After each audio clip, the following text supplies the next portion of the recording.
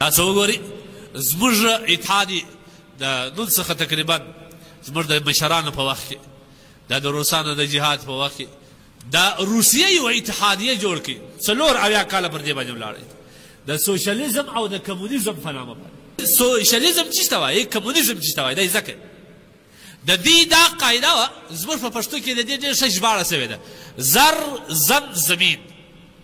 سوشلیزم مطلب دا اجتماعیت په دې درو کې خلک سره شریکان دي. څوک دا نشي ویلی چې دا زما ښځه ده، زما ښځې ته به څوک نه ورځي، هر څوک ورتللی شي، والعیاذ بالله. او ځکه د دا پنډل سره د هغه پنډل پر دا زما ده. په سوشلیزم نظام کې دا نو ځکه دا مشترک ده. تا کښت واخیستې، هر څوک چې به درته ودرېږي ستا د کښت یې شی وړي، تا به څه نه شوه ویلی. زر زن زمین دا سره مشترک، پیسې، دولت، معدن، دا ټول سره مشترک. ملک معدنیات یې وه، هر یو به مشترک.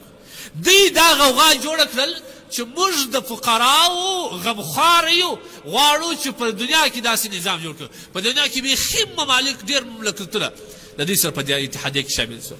لیکن 4 کاله ما بعد الله دوی داسې وشرمول، د دې غټ سوشلیزم جوړونکی کس مجسمه پرته وه، په خپل لاس یې ډبرې ورته وکش کړې، ویې رژوي ختم کړي چې تباه او برباد شي، موږ کوم حال ته ورسو. الله په دې سوچنه پکار الله ته ملکیت درکړي. ستا منکوحه ده، الله وایي ستاره، ستا مځکه ده، الله وایي ستاره، ستا مال یې الله وایي ستارې، ته زما سره نور ولې شریک یې؟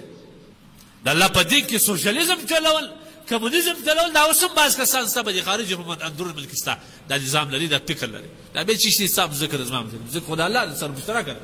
دا خبره کوي، دلیل هم درته وایي، ځکه خو د الله ده، دا خو موږ دوی سره مشترک.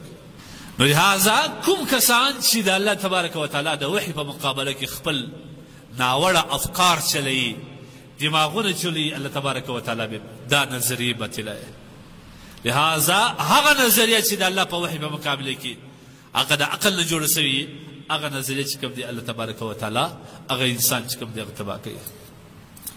سړی به هلته سم ژوند کولی شي، د دنیا او آخرت کامیابي به څنګه موږ ته لاس راوړو، هر یو په دې لټه کې څنګه به زه د دنیا کامیابي لاسته راوړم، په آخرت کې به هم کامیاب یم. په دنیا کې د هغه دپاره مهم شی دا دی چې د عقل په مقابله کې د الله و وحي ته سر کښېږدي.